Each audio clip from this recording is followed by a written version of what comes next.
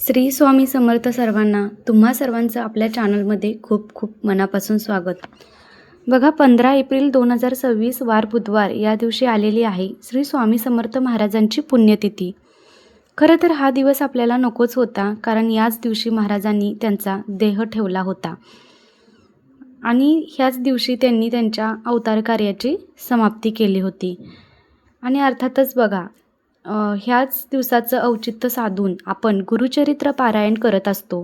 पण आजच्या व्हिडिओमध्ये आपण अगदी तुम्ही 15 एप्रिलपर्यंत म्हणजेच स्वामी पुण्यतिथीपर्यंत तुमच्या मनातल्या सगळ्या इच्छा पूर्ण व्हाव्या म्हणून असं स्वामी चरित्र सारामृताचं पारायण करायचं आहे. मला एक सांगायचं आहे की स्वामी चरित्र सारामृताचं पारायण असं केल्याने अनुभव येतो, तसं केल्याने अनुभव येतो असं अजिबात नाही. बघा, तुम्हाला जसं वाटतं तसं तुम्ही पारायण करा. आता काय होतं, नियम अटी पाळूनच पारायण करायचं का? महाराजांची सेवा करण्यासाठी कुठलाच नियम नाही, खरंच कुठलाच नियम नाही. फक्त तुमचं मन, तुमची सेवा करण्याची इच्छा पाहिजे. बाकी महाराजांना तुमच्याकडून काहीही नको. सर्वात महत्त्वाचं की आपण स्वामी चरित्र सारामृताचं पारायण असं केल्याने आपल्या मनातील इच्छा पूर्ण होते का? तर असं काही नाही. तुमच्या जेवढ्या शुद्ध भावनेने महाराजांचं पारायण करताय, कसं करताय आणि खरं तर कसं केलं पाहिजे त्या संदर्भातली माहिती आज आपण बघणार आहोत. नमस्कार सर्वांना, श्री स्वामी समर्थ. तुम्हा सगळ्यांचं आपल्या चॅनलमध्ये खूप खूप स्वागत. तर सर्वात आधी बघा, आपण आज किती तारीख आहे तर मला वाटते की आज 1 तारीख आहे, 1 एप्रिल. तर आज 1 तारीख आहे आणि आपल्याकडे बरेच दिवस आहेत. तर तुम्ही संकल्पयुक्त पारायण केल्यानेच महाराज पावता का? तर मला एक सांगायचं आहे की एखाद्या गोष्टीचा संकल्प असतो किंवा संकल्प म्हणजे काय?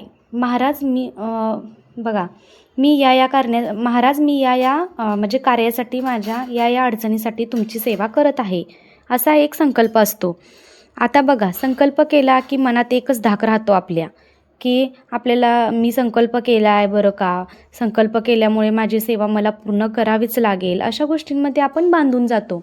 आणि तो एक शब्द असतो आपण महाराजांना दिलेला आणि आपण तो पाळत असतो. आता तुमची इच्छा असेल तर तुम्ही संकल्पयुक्त करा आणि तुमची जर इच्छा नसेल तर तुम्ही नाही संकल्पयुक्त केलं ना तरीसुद्धा चालेल.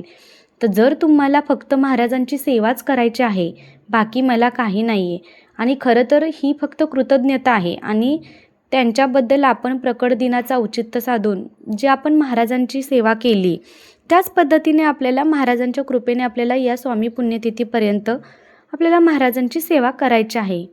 बघा, आता काय आहे की सेवा करायची कशी किंवा संकल्पयुक्त असेल तर अर्थात तुम्ही संकल्प करावा, पण बाकी महाराज तुमचं नाव, तुमच्या गोत्राचं नाव किंवा की महाराज मी या कार्यासाठी मी सेवा करते आहे अशी तुम्हाला प्रार्थना करायची आहे.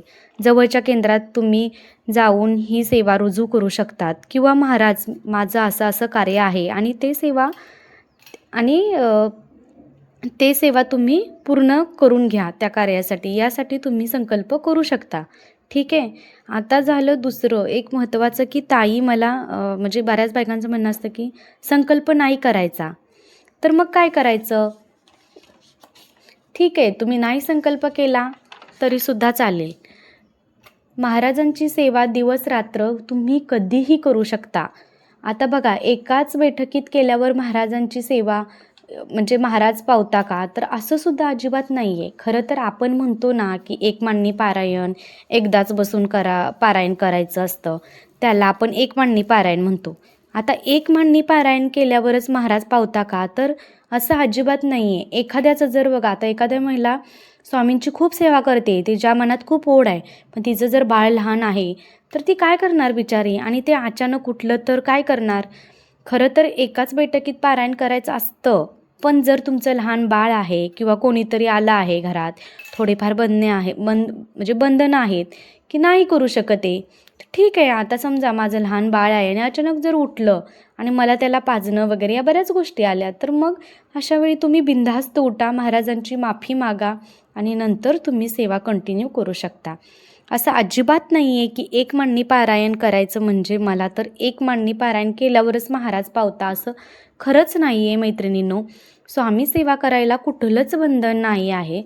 तुम्ही जसे आहात, जिथे आहात तिथून तुम्ही महाराजांची सेवा करू शकता.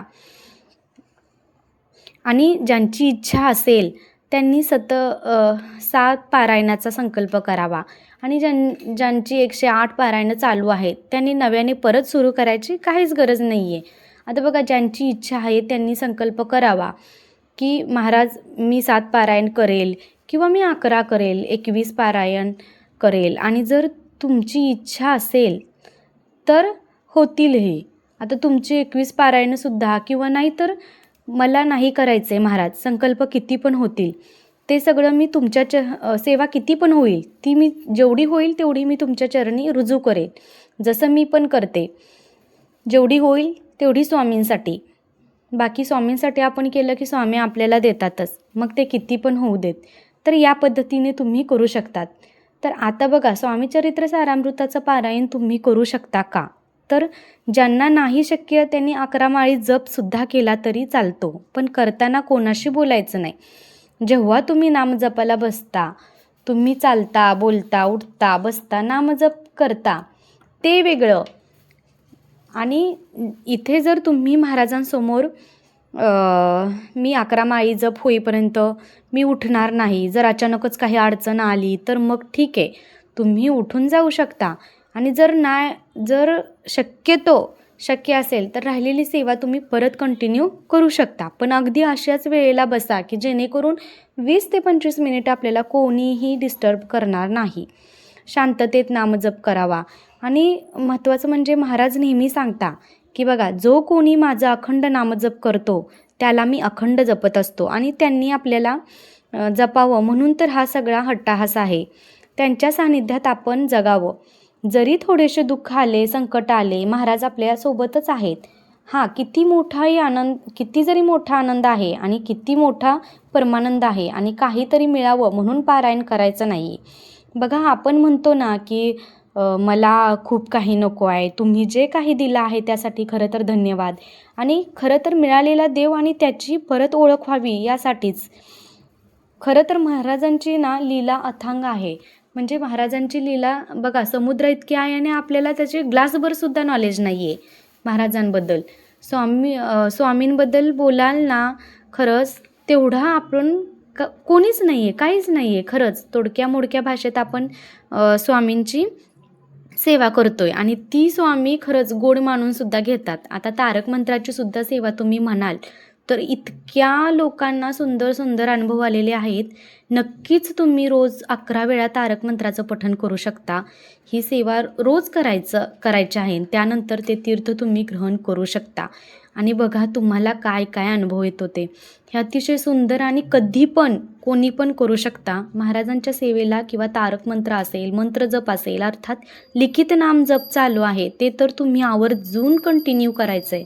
आणि ज्यांची इच्छा असेल पण करू शकत नाही त्यांनी 1000 वेळा, 2000 वेळा, 5000 वेळा ती संकल्पयुक्त सेवा करू शकता. आणि संकल्पयुक्त करायचे तेवढी मी म्हणजे जेवढी, आणि किंवा संकल्पयुक्त तुम्ही नाही करत आहे तर जेवढी होईल तेवढी स्वामींच्या रुजू तुम्ही करताय, एवढंच बस, असं तुम्ही करू शकता. आता बघा, बऱ्याच लोकांचं म्हणणं असं असतं की आम्ही एकाच दिवसात 3 पारायणं करू शकतो का? तर मला तर पटतच नाही आहे की एका दिवसात 3 पारायण फक्त ओळीवर बोट ठेवून नाही, प्रत्येक अध्यायात काही ना काहीतरी तुम्हाला शिकवून जातो.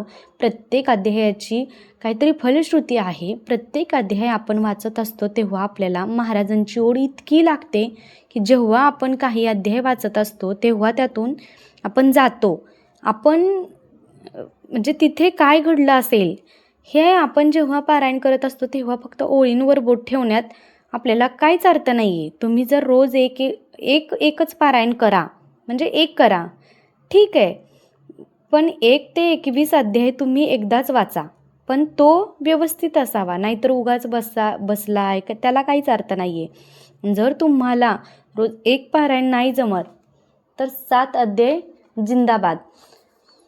म्हणजे काय करायचं आहे तुम्हाला, दिवसाला 7 अध्याय घ्यायचे आहेत तर तुमचं 3 दिवसात 1 पारायण होऊन जाईल. आता तुम्ही नित्यसेवा करत आहात, संकल्पयुक्त करा. नाहीतर नका करू. तुम्हाला मांसाहार वर्ज्य करायचं आहे, पूर्णपणे वर्ज्य. ब्रह्मचर्याचं पालन करायची गरज नाही. आणि जर तुमची इच्छा असेल तर तुम्ही ब्रह्मचर्याचं सुद्धा पालन करू शकता. पण जेव्हा 108 वेळा स्वामीचरित्र सारामृताचं पारायण तुम्ही करत असता तेव्हा 108 दिवस ब्रह्मचर्या पालन करायची गरज नाही. ज्यांच्याकडे आतूनच इच्छा आहे की बाबा मला सात्विक राहायचं आहे, मला म्हणजे सात्विक खायचं आहे, खाणाऱ्यांबद्दल कुठलीही नियम नाही, म्हणजे खाण्याबद्दलसुद्धा मांडणी करावी लागते का, तर असं सुद्धा अजिबात नाही. तुम्ही जसं आहात तसं करू शकता. तर ज्यांना जास्त वेळ बसता येत नाही त्यांनी टेबल खुर्चीवर बसून सुद्धा तुम्ही वाचू शकता. तुम्ही करताय ना त्याला जास्त महत्त्व आहे. परफेक्ट एक मांडणी पारायण केल्यावरच महाराज पावता असं खरंच अजिबात नाही आहे. 108 पारायण केल्यावरच महाराज पावता असं सुद्धा नाही. जोपर्यंत माझे भोग संपत नाहीत तोपर्यंत महाराज काय मला पावत नाहीत. म्हणजे महाराज नेहमी म्हणायचे की तुझा भोग तुला भोगायचा आहे. हा मात्र एवढं खरं आहे की त्याची तीव्रता आपल्याला कमी होऊन जाते, मात्र भोग हा तुम्हाला भोगावाच लागणार आहे. आणि अर्थातच एक तरी आपण स्वामी भक्त जोडावा ज्याला खरंच महाराजांची गरज आहे आणि त्याला महाराजांची गोडी लागावी. बाकी त्याचं कर्म आणतो. आता आपल्याला खूप अशी ओढ लागलेली आहे बघा की गुरुचरित्र पारायण करायची.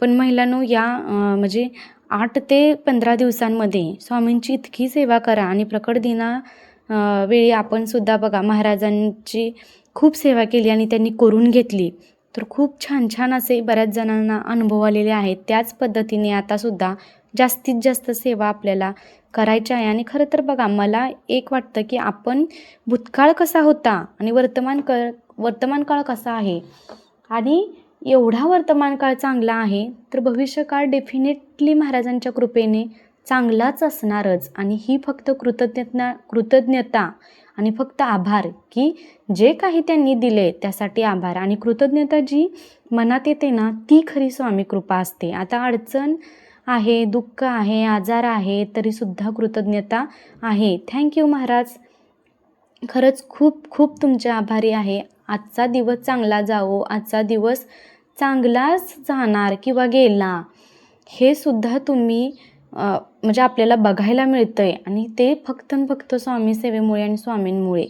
बघा महाराजांच्या नामस्मरणामध्ये आपण जातो ना तर हे बघायचं गेलं तर खूप छान वाटतं. आणि एक मनातच समाधानसुद्धा आपल्या येतं की आणि ही सेवा जेव्हा आपल्या हातून होते तेव्हा मन आपलं किती फ्रेश राहतं आणि किती आपल्या ह्याच्यामध्ये पॉझिटिव्ह एनर्जी येते की विचारू नका. व्हिडिओ जर तुम्हाला आवडला असेल तर आपल्या चॅनलला लाईक, शेअर आणि सबस्क्राईब करायला अजिबात विसरू नका, जेणेकरून असे स्वामी समर्थांच्या सेवेचे व्हिडिओ तुम्हाला बघायला मिळतील. आणि हो, जास्तीत जास्त स्वामी सेवा करा. धन्यवाद. भेटू परत अशाच नवीन व्हिडिओसोबत. सर्वांना श्री स्वामी समर्थ.